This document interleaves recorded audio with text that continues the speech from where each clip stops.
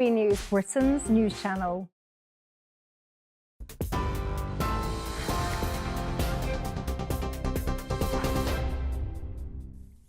It's 11 o'clock. You're with GB News. In a moment, headliners. But first, let's take you through the latest news headlines this hour.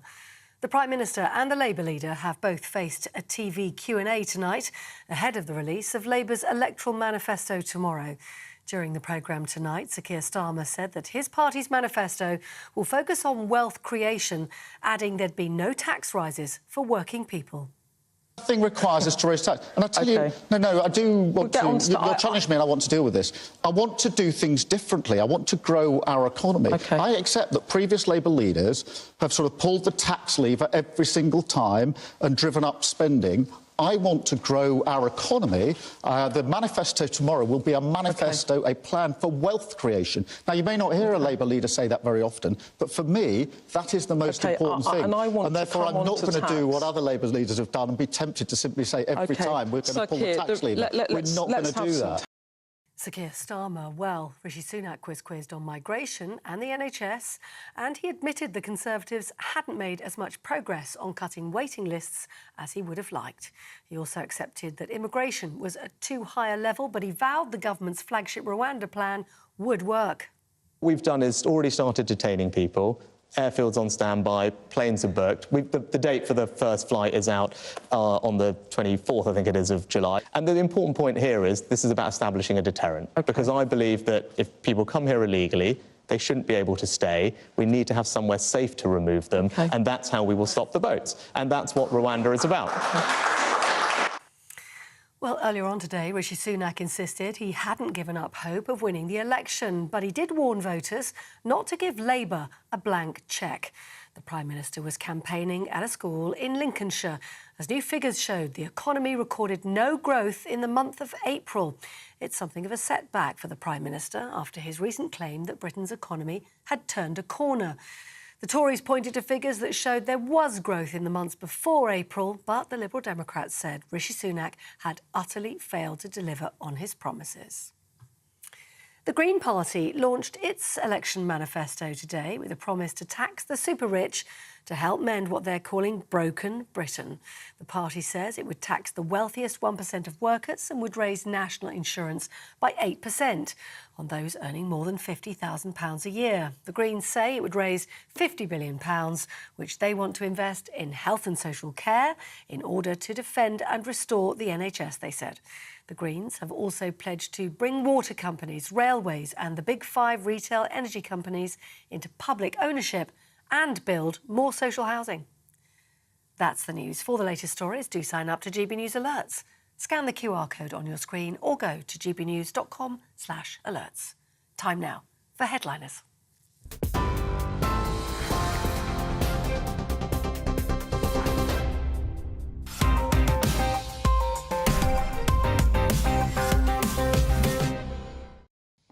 Hello and welcome to Headliners. It's the newspaper preview show which takes a pinch of the next day's stories and adds a punch of comedians. I'm Andrew Doyle. I'm joined by the follically challenged Josh Howie and Steve N. Allen. It's a battle of the baldies, apparently.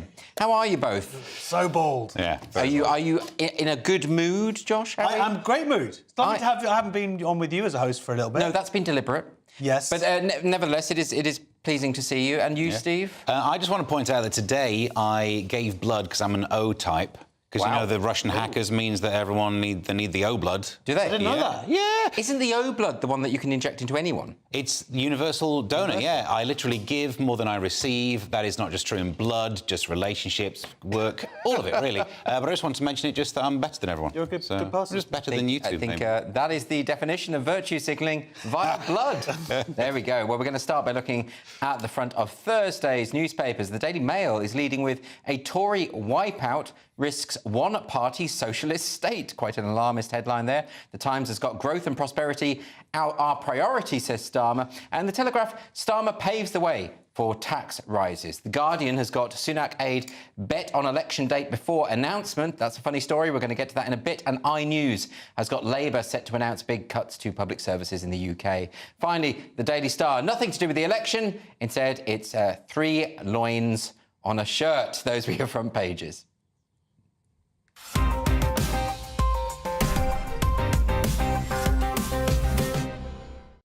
Right, we're going to kick off with the Daily Mail on Thursday. Josh, you've got the details. Yes, a Tory wipeout risks one-party socialist state. This is the new tactics of the Tories. Yes. They're bringing this one out early. They were probably going to have to do it at some point, but we've still got a month to go or so. But this isn't the Tories, this is the Daily Mail. No, but this is... No, what's happened is all the Tory politics, they've gone, cuckoo, cuckoo, and they've all... What have they done? They've gone, cuckoo! What noise is that? It's the list. Everybody joining together because we've got a message that we're I just thought you'd gone mad for a moment. I have gone mad. Yes. I'm mad with the Tory. No. What it is, this is what they do. So they're all sending out the same tweet. And the word of the day is supermajority. So they're all saying, whatever you do, don't vote for Labour because they'll get a supermajority. Well, so let's think about this more broadly, though. Isn't, Steve, the idea of a supermajority, the idea of a wipeout of one of the two major parties, actually could be a bad thing, whichever way you vote? Well, if that were the case, then why weren't they mentioning this in 2019? There were no posters saying, vote Tory, but, you know, come on, don't go too crazy on it. Yeah. Because if it's that bad for democracy, then they should be saying that back then, where all of a sudden it seems to be when the supermajority goes the other way towards Labour, oh, this could be the end of it, this could be absolutely terrible. Grant Shapps was doing an interview, and he was saying that this could be really bad for... I mean, I love that they've changed position from vote for a Tory win to don't let us lose too badly. Come on. I mean, we've all had a laugh, but come on, don't embarrass us like this. Yes. Although Grant Shapps... I'm not sure how that would work anyway. But, some of you vote for us, some of you don't vote for us, and we'll work it out somehow. It's, you just want to take the measure of the public. That's what a general election is about. Don't you just have to put your policies out there and people vote for the ones they like best? What about that? That would be much better than all of this. But I think that, as you were saying, this is but they should be just a bit more honest. Like, look how dangerous it is when you have a supermajority. Look how badly we messed up. You don't want to have... So that might be also what they want to do as well. You just say there's a lovely bit in the Grant Shapps interview where he says that, I mean, it's not all over. There's still all to play for. Yeah, if Keir Starmer keeps gaffing, not just gaffing, he'd have to gaff at a quicker rate than Rishi's gaffing to catch up with him and overtake. Yeah, but you never know. With politics, I mean, you know, he could kill someone. He could do a gaff and a guff. It could do all sorts of things. You never know. Anyway, we're going to go into the front cover of The Times. Who's got this one? Is this you, Steve? Yeah, growth and prosperity are priority, says Starmer. Labour leader refuses to rule out tax rises. It's interesting. This is The Times, and they talk about the plan for prosperity. Some other newspapers taking exactly the same news and saying that Labour are clearing the path for tax rises. And if you look at it, all they've done is they said they won't increase VAT, they won't increase national insurance, and they won't increase income tax. But they've not mentioned capital gains, and therefore, the path's open. I mean, maybe that's where they're going to increase it, but they've been speaking about wanting to have a plan to grow the economy. It's almost Liz Truss-esque, right? Without the doing things in such a way that absolutely causes a big old kerfuffle. The Rishi's also... There's a whole thing in there where they were asking Keir Starmer about backing Jeremy Corbyn back in 2019. And he says, like, there was a time when he knew that Jeremy wasn't going to win. Sounds like a terrible answer. But also remember that Rishi stabbed your beloved Boris Johnson in the back. None of these have great histories. But they're politicians, you know, I mean, that's what they do. But, you know, this is the week when the manifestos are out, so this is what all the excitement is about. People are sort of scouring through for something to make the election a bit more exciting. Also, and finally, we're going to actually see what Labour are about. Yes, because they've constantly said, we've got all the answers, but they haven't been specific about what those answers are. Well, they kind of have here. They're saying that they're going to do a lot of investment in house building, and that is really the way to go. They obviously realise what the problem is, and they've also identified how to deal with it, which is dealing with the red tape. There's a few issues. I happen to have read an in-depth article about it. That's why I'm so knowledgeable more than normal. Stop showing off. Just tell us what the issue is. As well as giving blood. And but one of the things they're talking about is like new towns. That's not the way to go. Right. It's about really getting into the green belt. Even like a 2% of the green belt would sort out everything, and cutting the red tape. That's where to go. So OK, well, Josh has all the answers, even if the manifesto doesn't. We're going to move on to the front cover of The Guardian. What's going on there? Oh, it's a fantastic story. Sunak aide bet on election date before announcement. So this is Rishi Sunak's closest parliamentary aide. He bet 100 quid that there would be a July election. What happened a couple of days ago? Hey, hello, what a coincidence! Well, you know, he might just have guessed it right. He might have, because Rishi Sunak said, hey, there's going to be a July election, and then it came to him in a dream. So now the gambling commissioner on it, and he's trying to be like, oh, I don't want to get involved, I don't want to, like, look guilty or anything. It's like, mate, he said, I should have thought how it looks. It looks like you're guilty. Well, look, I don't want to cast aspersions. We don't know is the truth. Yes. But, Steve, it doesn't... be psychic. It does... yes, I want to give him the benefit of the doubt. But it doesn't look great, does it? Well, I'll defend him even more strongly than you, Andrew. This guy deserves to win this money because he's so clearly going to be out of a job. They're all going to be out of a job. Give him a chance to get some sort of retirement fund, and this illegal betting is one way to do it. Well, that's the other thing. Maybe he was just thinking, let's make some money while I can, you know? What else is he going to bet on? You go over to Reform. That's what everyone else is doing. He should have bet that Rishi wasn't going to turn up at the D-Day celebration. That would have been a big winner. That was planned beforehand, so he could have known. We don't know what bets. This guy could, but I think he's got psychic powers. Yeah, I think so too. That's my position. Absolutely nothing wrong. Let's move on now to the Daily Star. Steve, what's this about? 3 loins on a shirt. This is England stars have been given special permission to cover up their tackle. It's a footballing phrase, but also means their junk. If they want to use a naked spa in a hotel. And I think, I never really understand the rules that, like, you have to be naked in a spa. Isn't that like a sex crime, forcing someone to get their bits out? I actually don't understand the story. So there's a certain hotel where you have to be Germany, naked. they love getting naked. Is it in Germany? Yes, Germany. They get nudie-doody. And so... But that's the law, is it? Well, it's like the cultural norms. So it's like... they're saying because you're foreigners, because you're English, you can cover up? Yes. And because you're famous footballers? Maybe. I don't understand the 3 loins. Because is there 3 of them? Or 3 lions. I get that, but why... But loin... Like, what... I don't know. Maybe there's 3 of them with loins. Do you guys go nude in these circumstances? I don't go. I mean, I don't go to things like this, a spa or something. But I suppose if I was in a country where that was the norm, I would feel it was racist not to, do what they normally do, right? Get your eyes away from my junk, you junk-looking eye weird person. I mean, I don't like that you like this word so much. You said well, I'm trying to find a broadcastable phrase for penis and... Loin, don't say them! Loin is fine. Loin is fine. Loin is fine. You might the word loin very much. No, it's a steak, isn't it? Don't look at my meat. Actually, no, that would work. Oh, I'm going to put an end to this. Anyway, we have dealt with the front pages, but look, coming up, we've got human rights, Sky TV hardships, and Leaflet Gate. See you in a bit. Nana Queer, weekends from 3 p.m. Angela, what's on the menu?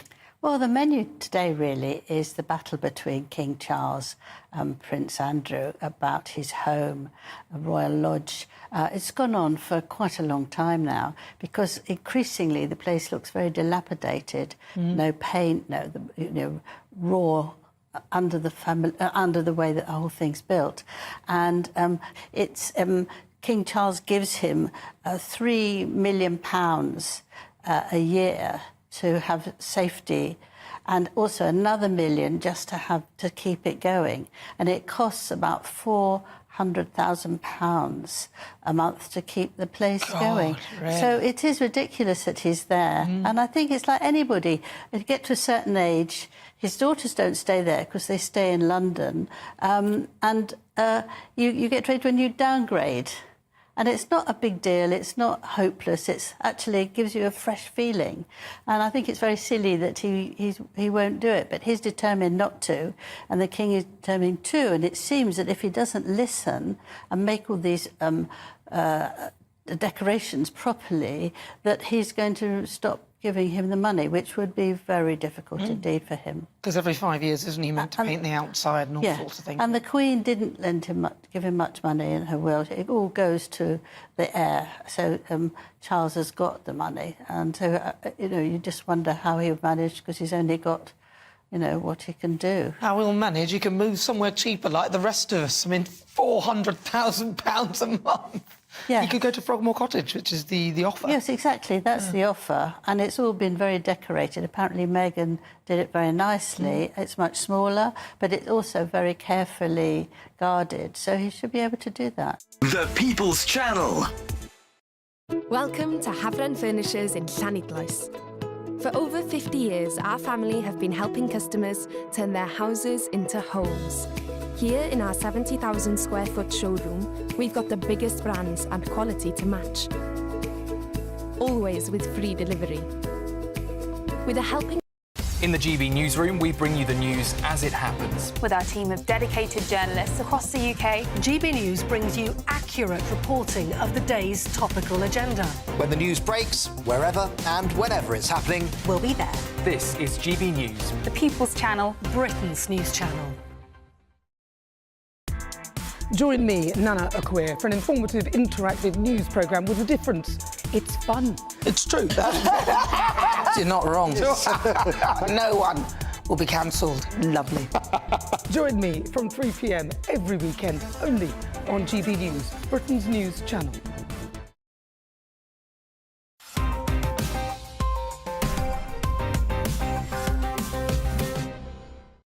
Welcome back to Headliners. It's your first look at Thursday's newspapers. I'm Andrew Doyle. I'm still joined by Cue Ball Josh Howie and Egghead Steve N. Allen. Now let's kick off with Thursday's Mirror. The Green Party have a manifesto out. I hope it's on recycled paper. Yeah, because they're, Because that's what they do, isn't it? Green. Recycle stuff, don't they? Stuff in the bin. That's all they do. Yeah. Well, now they do more. Do they? Green Party Manifesto 2024. Domestic flights ban and fat cat bonuses clamp down. Key points. There's a lot to go on here, and the crazy thing, not all of it is mental. That's good. Yes, of course, they do now want Sharia law to supersede UK law. Yeah, but that's not to so appeal to bad. their new members. You could have many wives. Yes, exactly. And but then that's going to lead to more. Thank you, Eric. But no, that's not true. Before Ofcom calls me, but there are a few things that are going to be quite good. Free bus travel for under 18s. I could go along with that one. It's more under 18s on the bus. Yeah, I don't know. I mean, I don't know, Josh. What about this? Railways back into public ownership. I like that one. What about allowing 16-year-olds to vote? No, although Labour don't like that as well, one. don't they? Don't like that one. I think I've been thinking about that recently, and people always say if you're not paying tax, you shouldn't get to vote. By the end of a term in government, those 16-year-olds will be working and paying tax within the period that they're voting for. So actually, it makes more sense. Yeah, I'm just not sure about this. Stop thinking about it. Stop giving blood. He's gone to... This is one I like, though. You'll like this one. Go on. Scrap VAT on cultural activities such as visiting museums and going to gigs. That's a great one. Yeah, I think that's good. I think they also mentioned a scrap the first past the post system, which I'm all for. Yeah. I think we do that. Proportional representation. Let's make this fair, right? Why not? I think so. $3 billion a year extra for NHS dentistry. You know what? I'm going green all of a sudden. Then look at this. We've done it. I've convinced them. I mean, there's some crazy stuff about gender. As you would expect, Let them have some crazy stuff, because it doesn't matter. You might as well read out and analyse the manifesto of the Unabomber. You're saying they're not going to get in? None of this will end up being government policy. You don't know that, Steve. They could win a landslide. Well, we shouldn't say landslide because, it's a climate thing. But you know what I mean? Like, you don't know. Yeah. You do not know. Anything could happen. No HIV by 2030. They're going to wipe it out. In the same way that they made Rwanda a safe country just by voting for it. They're going to vote away HIV. Is that that could work? To get rid of the two-child cap for child benefits, as long as you mean testing it, I'll have a look at that. You know when these smaller parties are writing their manifestos, whoever's writing them, do they sort of think, no one, it's not going to happen? But you can just sense it in the way it's written. Well, they write it to kind of push the conversation. They've even admit, we're doing it to hold Labour to account. No, mate, you ain't going to do anything. Well, exactly. So there's something to it. It's like those people who run against the current sitting Prime Minister in their own constituency so they can throw nasty questions his way at the hustings. Yeah. I think it's quite a legitimate approach, isn't it? Yeah. Why not? We're in a democracy. They could get 2 seats. Well, well, don't knock it. It's more than we've got. Anyway, let's move on to the Mail next, Josh. A tale of poverty and hardship to outdo even Oliver Twist. Oh, poor old Rishi. It's just, it's never ending, isn't it? Rishi Sunak's Sky TV Just Giving page is now open. So this is social media erupting with memes mocking the PM's attempt to explain how he's in touch with ordinary people. So this is the exclamation point after his leaving D-Day. He went and did the interview that he left D-Day for on ITV. And one of the hardships that he had to sort of justify it, because they were like, look, you got more money than the king. What do you know about people? It's like, no, you don't know about my background. Because my parents had to scrimp and save for the 52 grand a year to the private school. Yes. I wanted Sky TV. We didn't get Sky TV. And everybody's now taking the mickey out. I mean, is it a bit like that bit in The Beckhams when, Posh Spice is trying to say that she came from a really working-class background, and David Beckham says, now, come on, be honest, and she has to say Well, there's lots of things he said he didn't get. He didn't get a horse. Well, he didn't have a moat. He didn't have a speedboat. Yeah. I mean, this is. Is this the interview where he came back and said, you know, oh, sorry, something ran over. That D-Day thing ran over. Yeah. I mean, things aren't going great for him, are they? There? No, I love the idea that, because recently Ed Davey has been speaking about his childhood, and that's an actual story of hardship, and it's probably been testing well, and Rishi must have thought, I've got one. Here we go. Well, in that case, he's going to start falling off paddle boards and tight ropes. He's having that's what Ed Davey's doing at the moment, which is a lovely time, isn't he? Really enjoying it. What's going on there? These kind of fake. Well, this is what he has to do. It works because no one would have been speaking about the Lib Dems at all during this. But if you've got a clip of someone falling funny, you know, you've been. But he's done it deliberately, right? Yeah, totally. But supposedly he's not like that, like he's actually quite a sort of sternish. Right, yeah, exactly. Like a normal, boring Lib Dem type. So don't we need to get to know the real him? No, it's all a facade. It's like it's his on-stage persona. Yes. Also, he had a tough upbringing, but I think he might have had Sky, so maybe we should stop comparing. You know what? In all fairness about the Sky thing, I just want to say something. I come from a very privileged background, and we genuinely got one of the first Sky boxes. I'll bet you did. In the whole country. La-di-da. And, you know, I got to watch 21 Jump Street. Yes. Did you watch 21 Jump Street? I've never even heard of it. We did not even have Channel 5. There was lots of stuff that I got that has increased, made me better. We didn't have a TV even. We just sat and watched a turnip in a box. I'm just saying. I feel his pain, and I try to think what my life would have been like without Sky TV. You could afford a turnip in a box. Different. It was a cardboard box, yeah. We just cardboard now, is it? Made our own entertainment. The thing is, though, I think, does anyone really care about how rich their politicians are? I mean, does it really matter? It's not about how rich he is. Well, what is it then? How stupid he is in answering a question. The point is, don't pretend. If you are Rishi, don't pretend that, oh, no, I know what it's like. I know suffering. No, just say, I had a really privileged background. I was so lucky to have the background that I've got, and I'm grateful for it, and then answer the rest of the question. Are you suggesting honesty? It's crazy. I know. I don't understand this. I know. Do you remember when David Cameron had a similar gaffe? He was asked about his wife, and he said, oh, a lot of people think my wife was very blue-blooded. She's actually really unconventional. She went to a day school. That was his response. Well, they are. Do you remember when we thought he was rich as well? Those are the days, weren't it? Not in touch at all. Anyway, OK, let's move on now to The Guardian. And who's guarding our civil rights?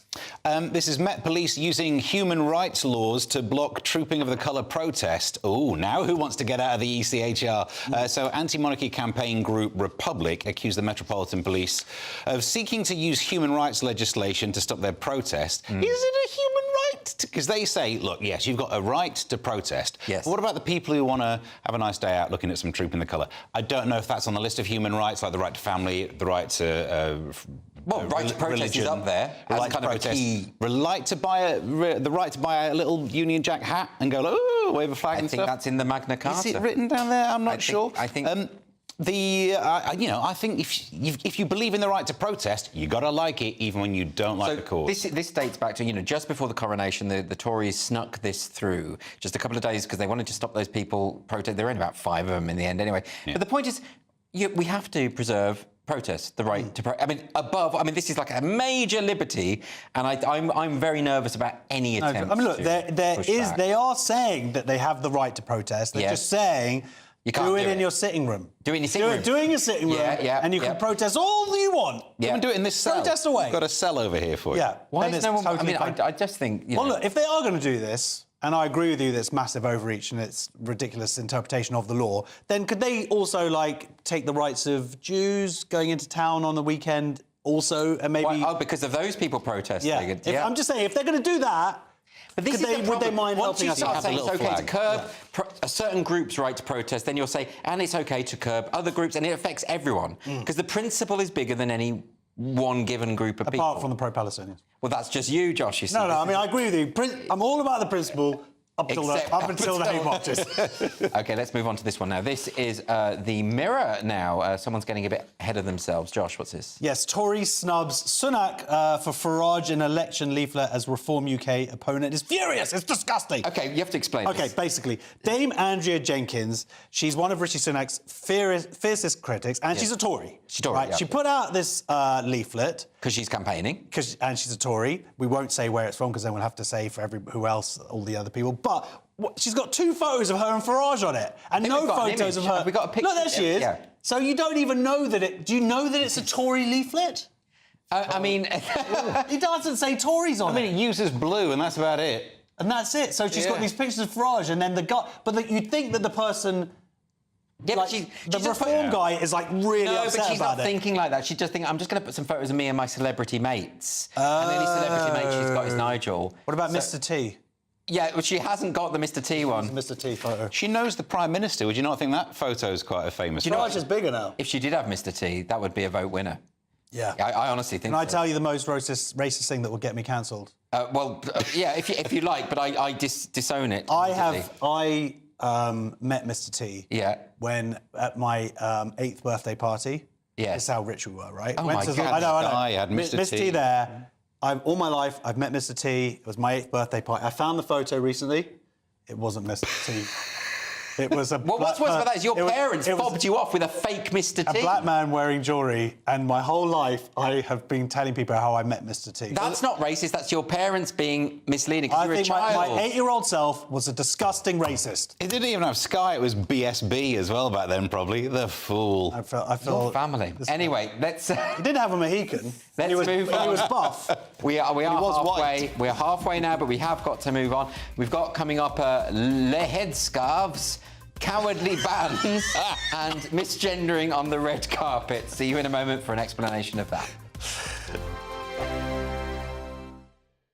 Evening, time for your latest weather from the Met Office here on GB News. For many of us, it's been a fine day today. Tomorrow, a very different story. A cold start and then it'll turn wet, and particularly in the west, very windy. Here's the reason why. A couple of sets of weather fronts coming in from the Atlantic. Ahead of that, we've had a ridge of high pressure, which, as I said, has brought most of us a fine day. Still 1 or 2 showers over northeast Scotland and eastern England, but they are fading away, and generally it's going to be a dry night with some lengthy clear spells, and that's why it's going to turn chilly. Temperatures well down into single digits, even in towns and cities, and some rural spots even lower. So yes, another pretty fresh start tomorrow. Generally a dry and a bright start, but not everywhere. Here comes the rain trickling in towards Northern Ireland and West Wales, along with southwest England. So rapidly clouding over in the southwest through the morning. Much of the Midlands and eastern England will start dry, and with a bit of sunshine, temperatures will soon start to lift. But turning wet across Northern Ireland, it's going to be a soggy day here, increasingly windy too. Most of Scotland will start dry again, though. A cold start here.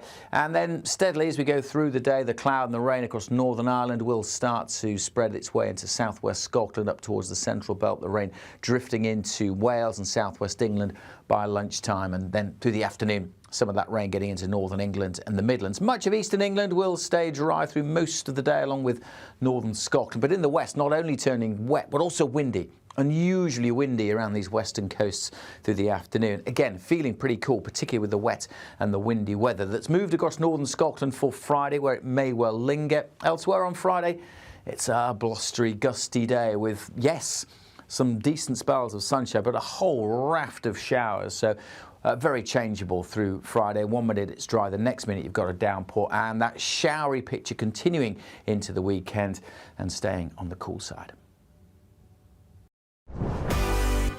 This is GB News, and we are Britain's election channel. This vote may seem to be about the politicians in the media, but actually it's about you. And we won't forget that. Join us up and down the country as we follow every moment together. More than ever, it's important to hear all sides as you make your decision ahead of polling day. We're here for you. This is GB News, the People's Channel, Britain's election channel. GB News is Britain's election channel. And when the big stories break, we're tackling them on Britain's newsroom. When we disagree, and we disagree a lot, it's even livelier than normal. We don't disagree that much. We do. His comedy, though, is revolting. I knew her, and unlike you. That explains Beverly Turner's temperament. It's a bit frosty in here, isn't it? You'll have one of me one day. Yeah, for dartball practice. Britain's newsroom on GB News. Weekdays, 9:30 a.m. GB News, the People's Channel, Britain's news channel.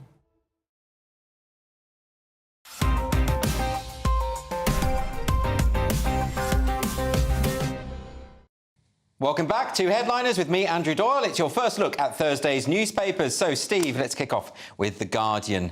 And a new sport at the Olympics, covering your head. Yep, IOC urged to help overturn French headscarves ban at Olympics. So France has this rule for their athletes, not athletes from other countries. They can't display religious symbols, which includes headscarves. Yes. Human rights groups say the prohibition has left Muslim athletes feeling invisibilised. That's quite a word, isn't it? Invisibilised. Surely it's the opposite, isn't it? Then now we can see more of you. Yeah. You've been visibilised. This whole article is invisibilised. actually the opposite, I would argue, when it starts going about gender, racial stereotypes and gender stereotypes. Well, this is what the great thing about this argument. The argument against wearing a headscarf is also the argument against the ban on headscarves. The idea that it is in some way forcing women to stick to a dress code is an argument being made from both sides here. So isn't the point, though, the whole point, I mean, the French tradition is about secularism, and so therefore, when we think about religious symbols, they would be the same about wearing a crucifix. Or a yarmulke. Right, exactly. So this isn't a specifically targeted thing against Muslim people, and surely a headscarf also slows you down. You're less streamlined. Well, it might be more streamlined, maybe, depending on how bushy your hair is. That's a good point, yes. Yeah. But then part of me also thinks telling people what they can wear on their head, I'm not in favour of religious anything, you know that, but then you think, well, you're banning people wearing stuff on their head. Look, it boils down to this. As long as they still have really sexist dress codes for women's volleyball, we'll all be all right. You're fine with that, Steve? That's interesting. I mean, it would be interesting to see someone wearing a hijab and then just, like, some crazy, tight, like, revealing clothing. That would be OK, then? That would be all right? I don't know. That's kind of kinky.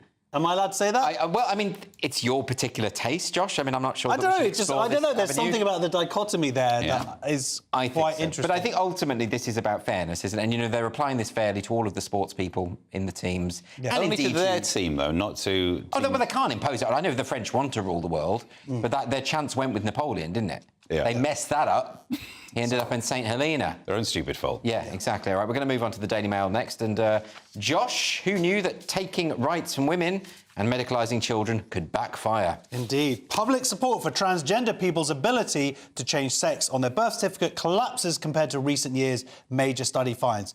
So what we're really talking about here is gender self-ID. Yes. And what's also happened over the last few years is that the general public have actually cottoned on to what trans rights supposedly means, which is an infringement on women's rights and also medicalisation of children. There's a number of things, because I think a lot of people have thought that when we're talking about trans rights, they're thinking of old-school transsexuals, people who go through those operations, very difficult, very painful, very expensive operations, and they just want to get on with their lives. And what it actually means is actually a lot of blokes who want to self-ID as women to get into their spaces. It's a different thing, isn't it? It is a different thing, and they've been deliberately conflated for this. Except now people, as it's got more and more publicity in the culture wars that supposedly don't exist, is that people now understand there is a conflict of rights here, male rapists going into female jails, and so on. So it's not that the public has got, like, transphobic, it's just that the public now realise, and when you ever query someone, like, what trans rights are you talking about here? Yes. No one can ever then quantify what trans people have the same rights as everybody else. And the other thing about this, Steve, is that a lot of prominent trans rights activists, a lot of them who aren't even trans, by the way, what they call allies, have been so vicious, cruel, violent, in some cases sending threats of rape and death. And we can all see it because of social media. And actually, that doesn't persuade anyone, does it? No, if anything, it's raised awareness of the issue as well, which I think has probably moved the dial on these figures. And I think a lot of your work, Andrew, for the last few years has been about raising this issue in the public's awareness. Josh, I think your anger, if anything, put people off. But I think this is mainly Andrew's work. OK. He did write books and all that stuff, I guess. And he's got a TV show. You tweet, though, don't you? I do tweet. You have tweeted. Very good tweeting. But, I mean, it's not a surprise. And I do think this is a lesson for activists everywhere, is that, you know, because we're seeing this more and more from various factions. People are getting more aggressive, people are getting more threatening, and it doesn't work. Yeah. Like, it's the same with the I mean, when you see them vandalising Monet paintings where there's no glass covering and all the rest, you know, people say no. Yeah. We're not going to support your cause. We talked about this on, I can't remember what this news story would have been, but months ago, about how in the 80s the gay rights movement was about awareness and acceptance, whereas this is not about acceptance. This is about, you cannot say this, you mustn't do this, you're not allowed to do this. No debate. The no debate thing was a complete mistake by Stonewall, you know, and they did exactly that. It didn't used to be that. It used to be about, we're the same as you, we can come on board and all the rest of it. Using now argument and shut up or we'll call the police, I'll beat you up. Which just doesn't work. No, it doesn't resonate. OK, we're going to move on now to the Metro, Steve, for a fantasy crime at a fantasy show. Sue Perkins feels terrible after repeatedly misgendering Emma Darcy at House of the Dragon premiere. Is Darcy a real name? Because that sounds posh as hell. It does, doesn't it? Well, I'm thinking Pride and Prejudice posh. The proper noun's not the problem here, it's the pronoun. So Emma Darcy stars as one of the main characters. I've never heard of him. Have you watched House of the Dragon? Never heard of them or her? That works. You get yourself out of that one. Yeah. But she interviewed... I've watched the original House of... No, Game of Thrones. Game of Thrones. Yes. It's a Game of Thrones spin-off. Yes. She interviewed Emma and then interviewed Matt Smith. In the interview with Matt Smith, referred to Emma as she. Matt said, yeah, they are great, aren't they? And Sue was like, oh! Yeah, but I'd be confused by that. If he starts saying they are great, I think he's talking about the dragons or something. Because then he's talking about plural. And they are also great. So why is... But this... So it was Matt Smith who had a go at... So what you have here is a lesbian. Right. Sue Perkins is a lesbian. Yes. And you have a lesbian being chastised by a straight bloke about another straight woman.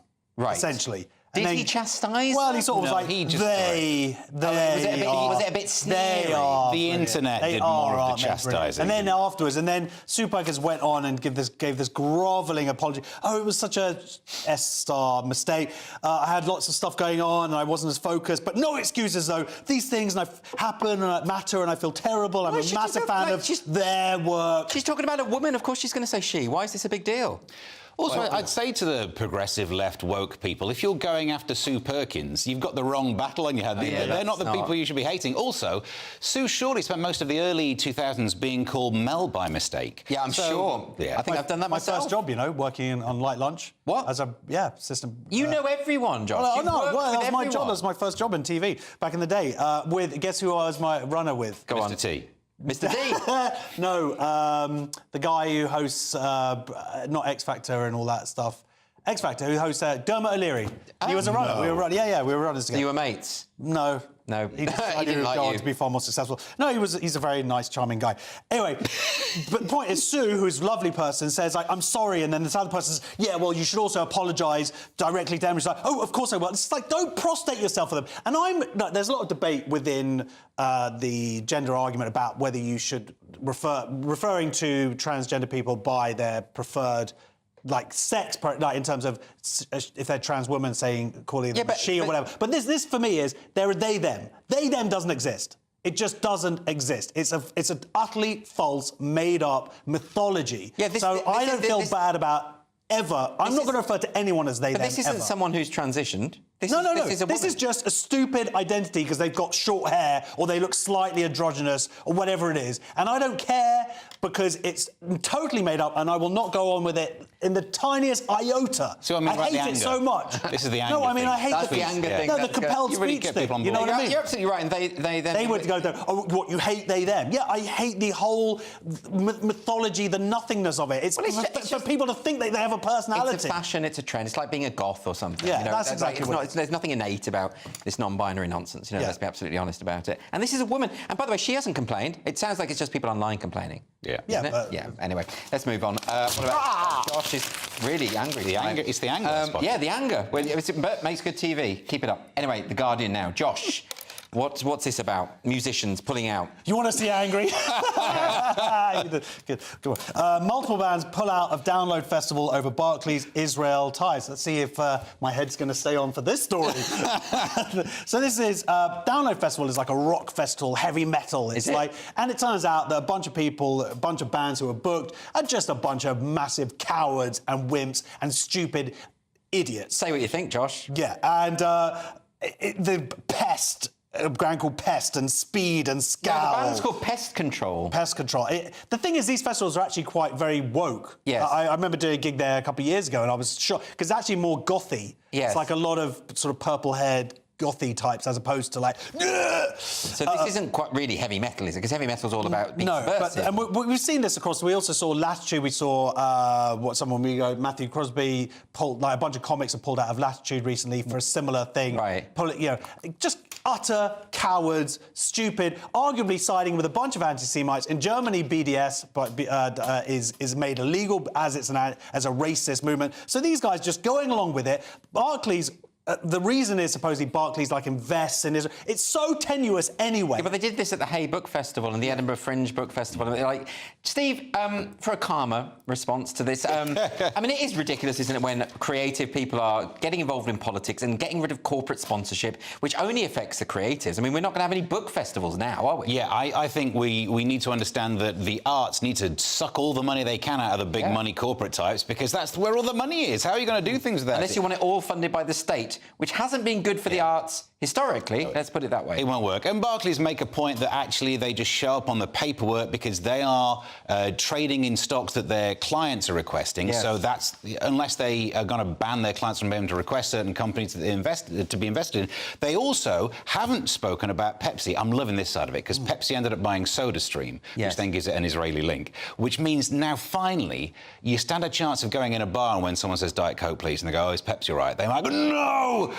Because no one cares. And it will kick off. The bands are called Pest Control, Speed, Scowl and Zulu. Why have I heard of none of these bands? I don't know who they are. Well, there's many answers to that. Is it quite a niche sort of thing, this festival? Have you heard of many bands other than Enya? I mean, she was actually in Clanad before she went solo as Enya. I don't think you're disproving me right now. Well, no, I mean, you were suggesting that Enya is a band. I mean, Enya technically is a band because she works with, you know, her lyricist Roma Ryan and her producer Nick Ryan, and they are kind of Let's get back on point. These bands are scum! I was quite happy with the Enya chat. Anyway, we're going to move on now to The Telegraph, this shocking story of a police chief arresting criminals. It will never catch on. How anti-woke UK police chief turned around failing force in just 3 years. This is Stephen Watson, who inherited Greater Manchester Police. It was a bit of a mess back then. He's turned it all from around. His dad? From me, he was handed it by Andy Burnham. So this is not a left-right thing. And actually, The Telegraph, whenever they write about him, they'll use the word woke, and he himself uses the word woke a lot. But I think it's sort of fair because of that. But if we just get rid of that for a second, what you've got is the story of a guy who's in charge of the police who makes police do policing, the basics of policing. Oh, if we could just let that be the message, then more people would be on board. If we don't put the W word in it, this makes so much sense. Well, except, why don't you chase your crimes? Isn't it to do with the problem that a lot of policing, they've been distracted by investigating mean tweets, dressing up in rainbow lanyards and dancing at Pride. I mean, that kind of stuff is and has been described as woke. And indeed, the censorial element of it, you know, sort of trying to clamp down on people's free speech. He was asked, wasn't he, would you ever take the knee for BLM? Yeah, and he said only to his wife. He said to God, the Queen, and my wife. Yeah. I don't want to kink shame, but keep that to yourself. Whatever BDSM weird stuff he's you're quite into. vocal about this stuff. I mean, he's not. He doesn't sort of. I don't want to say the word, but he doesn't dance around it. He just goes straight for this stuff. He says it's kind of ridiculous. But the point is, Josh, it works. Like, so he has turned the record of the arrests are up. They're doing much, much why? better. Because stop and searches have quadrupled to 46,000 a year, and from that, crime is down 15%, burglary is down 24%. The point is, there's a correlation between these two. Yes. In London, stop and searches have gone down, and knife crime has gone up. Yes. So guess what? It turns out that they are connected. Surprise, surprise. Yeah, but I don't think that people who are against stop and search will take that as a sufficient justification for it, because they will say that too many young black individuals are targeted for stop and search. There's too much racial profiling going on there. But Steve, is that a fair point? This is what I mean. That at the moment, it's framed as a very negative argument. Here's the things that we're against. This is the anti-thing. Yes. And if you like any of those things, you'll push against it. But if you can sell this as basic policing, this is not a broken windows thing that it's compared to all the time. This is a stay-in-your-lane thing. If you're the police, you should be doing policing.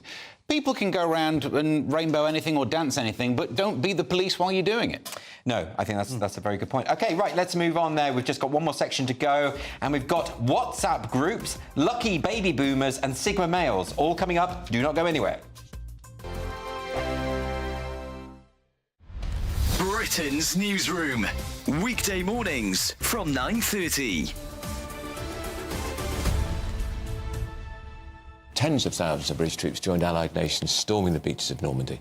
D-Day opened the long-awaited second front, of course, helping to liberate France from Nazi rule. So this isn't just a commemoration, is it, of the history, Cameron? It's very much a royal event. Yeah, it absolutely is, because as we said earlier, the King, and by extension the royal family, has an incredibly important relationship with the armed forces. The King is Colonel-in-Chief, the head of the armed forces, so he knows the sacrifices that these people make. And his grandfather, of course, was monarch during World War II, and he spoke of his grandfather's frustration that he couldn't go across to Normandy on D-Day itself because it was far too dangerous. The British government wouldn't let him. Similarly with Churchill as well. But what he would have done is heard the stories from his grandfather and also his mother, Queen Elizabeth II. So the King and the Queen heard all these harrowing stories. And I think with all of that in mind, when we saw them yesterday in Portsmouth, I think the emotion perhaps overwhelmed the Queen, as we've seen on the front pages this morning. The King looked visibly moved as well. He gave a very heartfelt speech. And the King and the Queen during the war, Cameron, were incredibly important part of it, because there was a suggestion that the Queen and her children, which had been Princess Margaret and the future Queen, should be moved to Canada, to live in Canada during the war to protect them. And she said, I go where my husband goes. So she stayed in Britain. They stayed in Buckingham Palace. Buckingham Palace took bombs during the Blitz. There was the famous moment when she went to the East End and said, I can now look you in the eye, because the palace had taken bombs too. And the King's broadcasts, they were incredibly important to keep the British morale going. They absolutely were, and the King did eventually go and visit the Normandy beaches around 10 days after. The People's Channel. If you want your news to be straight talking... This is a nightmare for the Conservatives again. Down to earth. It's not just Nottingham where this is happening, is it? And most importantly, honest. Hard-working, middle-class taxpayers, they'll get their book thrown at them. Then catch me, Martin Daubney, Monday to Friday, 3 till 6 p.m. on GB News, Britain's news channel. Good afternoon, Britain. Good afternoon, Britain. Weekdays from midday, we bring you the most compelling stories from across the United Kingdom. And why it matters to you. From your doorstep to our inbox. That's right, we want to hear from you. Good afternoon, Britain. Only on GB News, the People's Channel, Britain's news channel.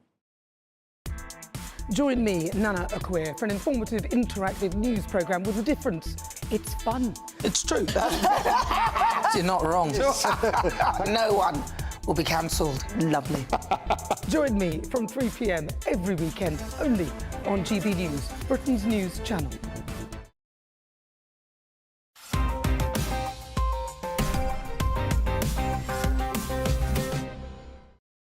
Welcome back to Headliners, your first look at Thursday's newspapers, and we're going to begin this section with The Express and an exhausting statistic about social media. Yeah, Brits are part of 83 group chats and speak to people online more than they do face-to-face. Families. 83 between all of them? The 83 groups per person. The whole country. Per person. Each group includes many people.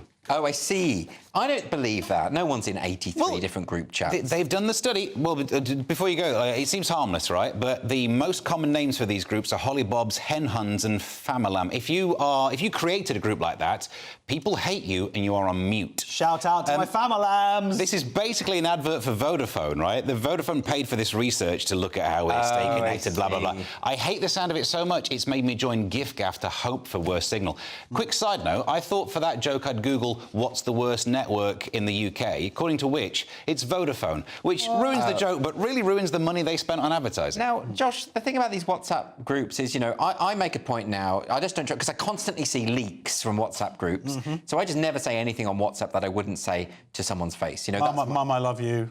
Wouldn't write that in a WhatsApp group. I mean, well, I'm not in a WhatsApp group with my mother. Oh, OK. Neither am I, actually. No, but for different reasons. I'm one with your mum, though. Josh, I don't know what you're saying here. What do you make of this story? I was implying that I'm sleeping with your mother. That's what. I mean, we got the joke. Oh, OK, good. OK, fine. We didn't think it was very good or likely. I think that people You're not are her type. Really? And my mother was a nun, so she has standards. Goodness me.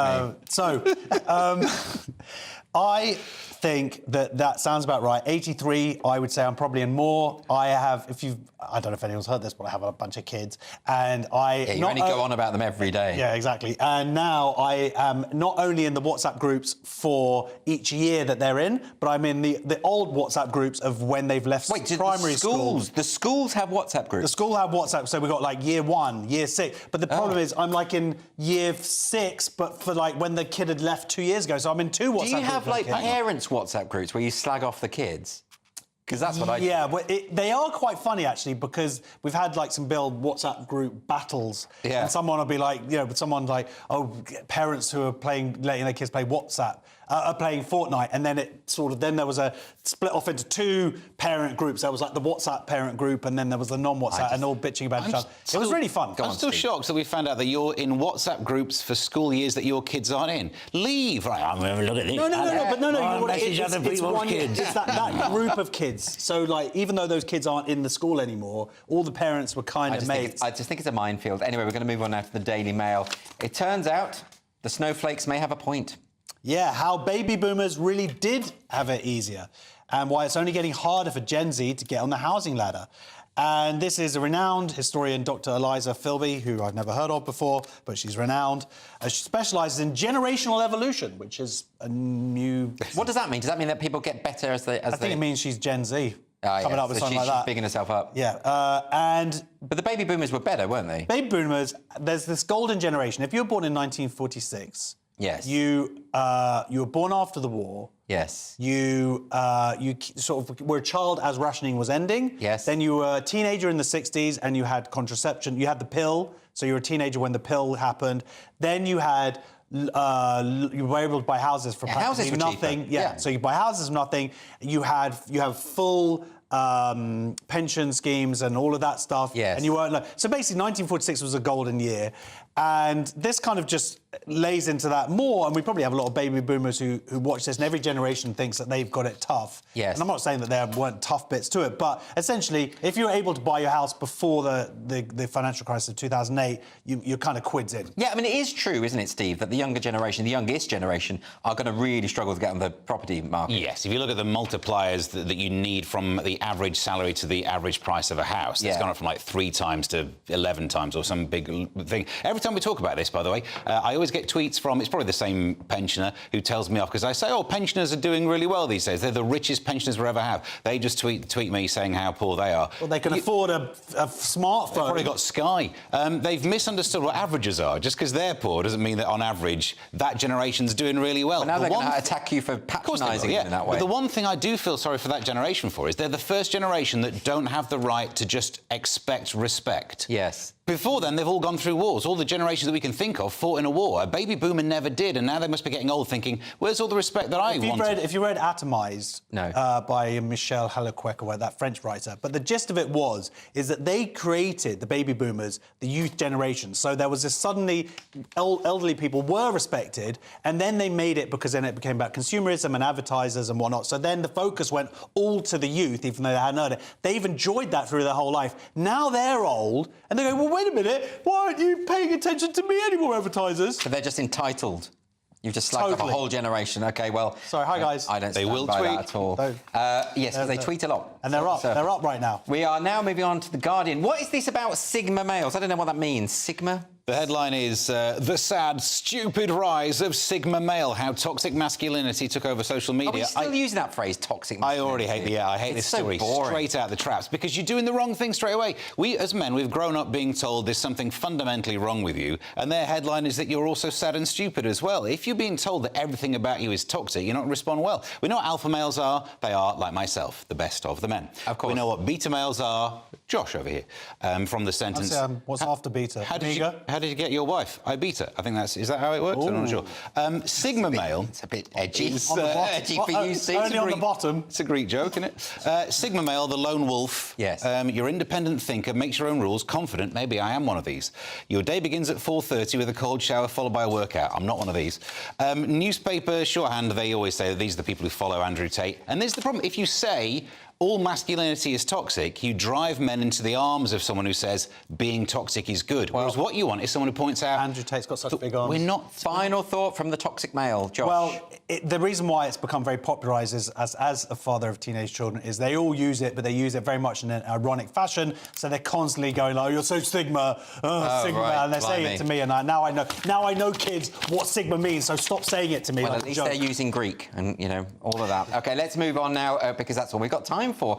But before we end, let's have another quick look at Thursday's front pages. So the Daily Mail is leading with a Tory wipeout risks one-party socialist state.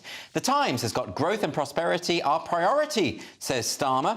The Telegraph is running with Starmer paves the way for tax rises. The Guardian is leading with Sunak aid bet on election date before announcement. And the iNews has got Labour set to announce big cuts to public services in the UK. And finally, the Daily Star, 3 loins on a shirt. That's all we've got time for. Thanks to Josh and Steve. I'll be back tomorrow at 11 with Leo Kearse. And if you're watching the 5 AM repeat, stick around because now it's time for breakfast. Looks like things are heating up. Boxed boilers, sponsors of weather on GB News. Evening, time for your latest weather from the Met Office here on GB News. For many of us, it's been a fine day today. Tomorrow, a very different story. A cold start and then it'll turn wet, and particularly in the west, very windy. Here's the reason why. A couple of sets of weather fronts coming in from the Atlantic. Ahead of that, we've had a ridge of high pressure, which, as I said, has brought most of us a fine day. Still one or two showers over northeast Scotland and eastern England, but they are fading away, and generally it's going to be a dry night with some lengthy clear spells, and that's why it's going to turn chilly. Temperatures well down into single digits, even in towns and cities, and some rural spots even lower. So yes, another pretty fresh start tomorrow. Generally a dry and a bright start, but not everywhere. Here comes the rain trickling in towards Northern Ireland and West Wales, along with southwest England. So rapidly clouding over in the southwest through the morning. Much of the Midlands and eastern England will start dry, and with a bit of sunshine, temperatures will soon start to lift. But turning wet across Northern Ireland, it's going to be a soggy day here, increasingly windy too. Most of Scotland will start dry again, though. A cold start here.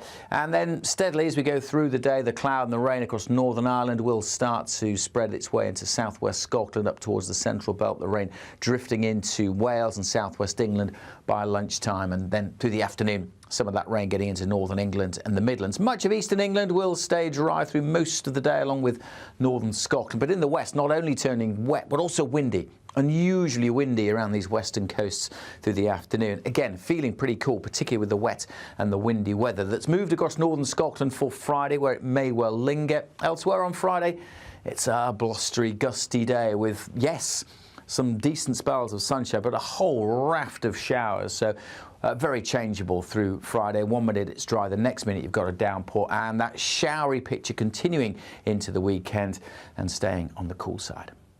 A brighter outlook with Box Solar, sponsors of weather on GB News.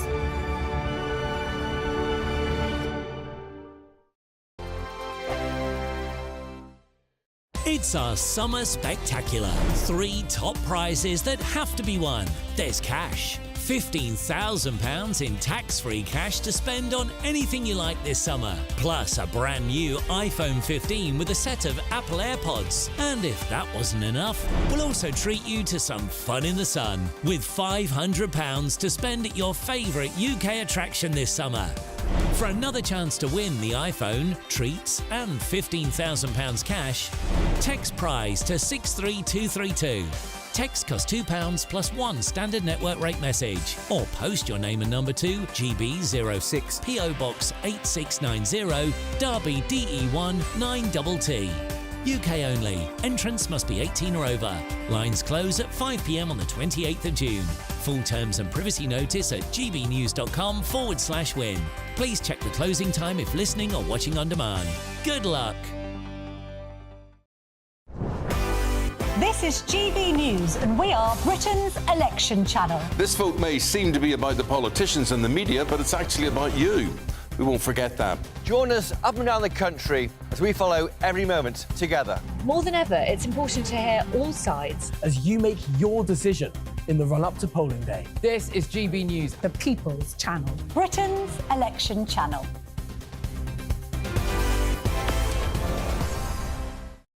GB News is Britain's election channel. And when the big stories break, we're tackling them on Britain's newsroom. When we disagree, and we disagree a lot, it's even livelier than normal. We don't disagree that much. We do. His comedy, though, is revolting. I knew her, unlike you. That explains Beverly Turner's temperament. It's a bit frosty in here, isn't it? You'll have one of me one day. For dartball practice. Britain's newsroom on GB News. Weekdays, 9:30 a.m. GB News, the People's Channel, Britain's news channel.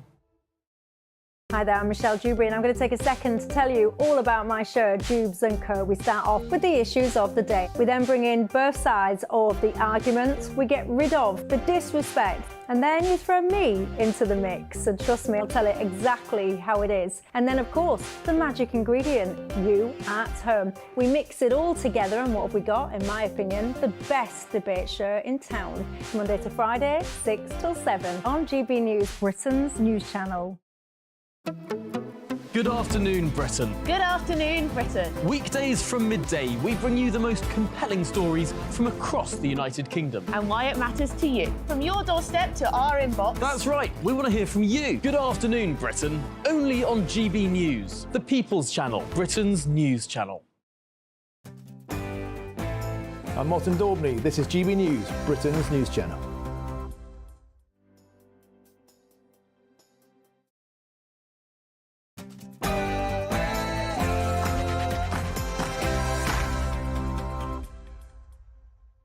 Good evening and welcome to Vote 2024 The People Decide with me, Camilla Tominey. Another jam-packed show lined up for you tonight. We're going to be discussing whether health MOTs for the elderly will solve A&E waiting times. We're going to be discussing that with an NHS expert. And should we stop going to the pub for work socials so that Muslim colleagues aren't excluded? That's what one law firm has called for. We'll be discussing that. All to come on Vote 2024, The People Decide.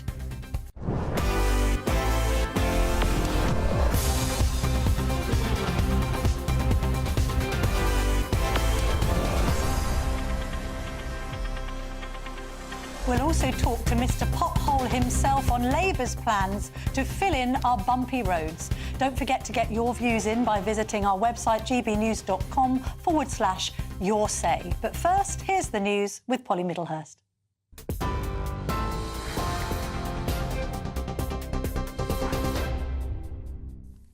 Camilla, thank you, and good evening to you. Well, the top story from the GB newsroom is that Rishi Sunak insists he hasn't given up hope of winning the UK election, but he has warned voters not to give Labour a blank cheque.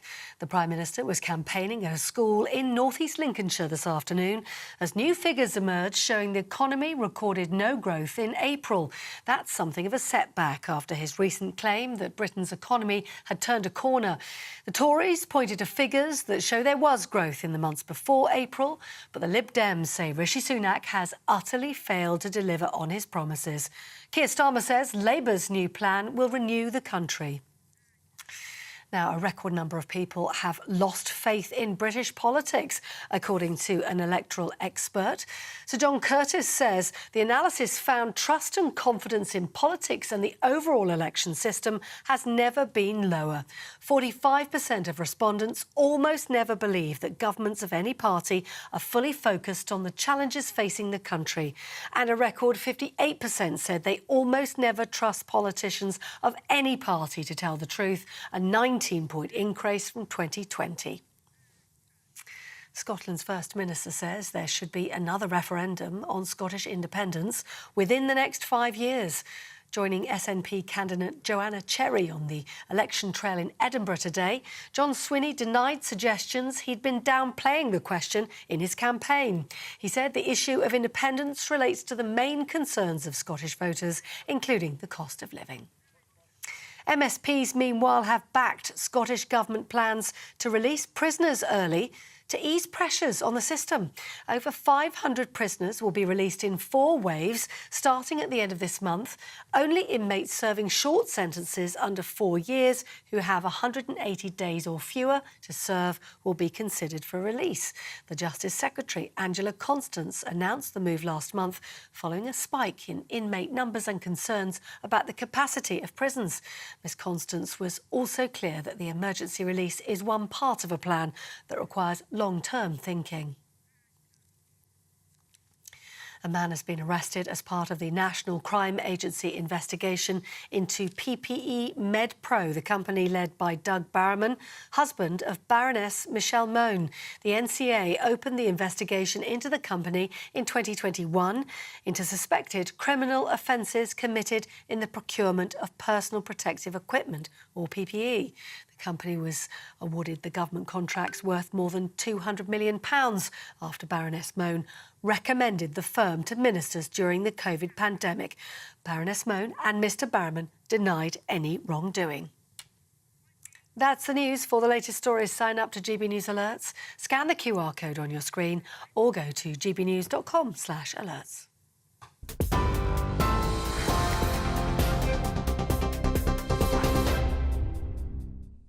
Thank Thanks, Polly. Well, it's been another fun-packed day on the campaign trail for the Prime Minister. He's given an interview to Paul Brand on ITV, and don't forget, this was the interview that he left Normandy early to come back for and pre-record last Thursday. And Paul Brand's asked him some interesting questions about his fairly privileged background. Let's have a listen. When you are wealthier than the king, what do you do day to day to make sure you're still in touch with the kind of struggles ordinary people face? Have you ever gone without something? Yeah, I mean, my family emigrated here with very little, and that's how I was raised. I was raised with the values of hard work. What did you go without as a child? We went out with lots of things, right? Because my parents wanted to put everything into our education, and that was a priority. So what sort of things had to be sacrificed? Lots of things, right? So, Can you give me an example all of sorts of things. So, like lots of people, there'll be all sorts of things that I would have wanted as a kid that I couldn't have, right? Famously, Sky TV. Okay. So that was something that we never had growing up, actually. But it was lots of things. But again, that's my experience is obviously going to be what my experience was. What is more important are my values and how I was raised. And I was raised in a household where hard work was really important. You had to work very hard, and family was important. Service to your community was important. It's hard to know what to say, isn't it? I mean, it's a great question, and you can see him stalling there thinking, oh, my goodness, what was I deprived of? And, of course, inevitably now there are lots of memes going around social media. I think Oliver has been depicted with a bowl saying, please, sir, can I have some more Sky TV? Anyway, look, it is difficult for the Prime Minister because, of course, I think the Sunday Times Rich List revealed that he's actually wealthier than the King these days. So tonight, the simple question I'm asking you is Rishi Sunak out of touch? I mean, you might think, actually, being privileged is no bar to being Prime Minister.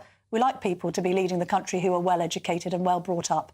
But on the other hand, you might think that the whole I missed out on Sky TV as a child may suggest a bit of a disconnect with the general public. To get in touch, please leave a comment for me at gbnews.com/your say with your views this evening on that question, and we will, of course, revisit that a little later. Now, something else is exciting is happening for the Prime Minister because he's going to be doing another TV debate, a head-to-head against Keir Starmer. Let's cross live now to GB News' political correspondent, Catherine Forster, who's in Grimsby, ahead of tonight's televised extravaganza. Catherine. Good evening, Camilla, and welcome to the Spin Room here in Grimsby Town Hall. This live leaders event's going to start in just about 25 minutes, a one-to-one interview, first with Sir Keir Starmer and then with the Prime Minister, then a 25-minute audience question and answer session. I think it's worth reflecting on why we're here in Grimsby particularly. This is a key battleground seat. There's been some constituency changes, but it's a red wall seat where voters lent their votes to the Conservative Party back in 2019 on the promise of levelling up and getting Brexit done. It's a heavily Leave voting seat. So that's Grimsby. Let's talk now to Shadow Paymaster General Jonathan Ashworth. Jonathan, thanks for talking to us on GB News this evening. Another big moment for these two, one of whom is going to be Prime Minister. What do you want to see from Sir Keir Starmer tonight? Because some thought that he was a bit flat-footed in that debate last week. Well, I think what you'll see tonight is the clear choice in this general election. Keir will talk about how he has changed the Labour Party and how he now wants to change the country with his steps to rebuild this country, his steps to deliver 40,000 more appointments a week in our National Health Service, his plan to cut energy bills for good, his plan to crack down on crime and bring order to our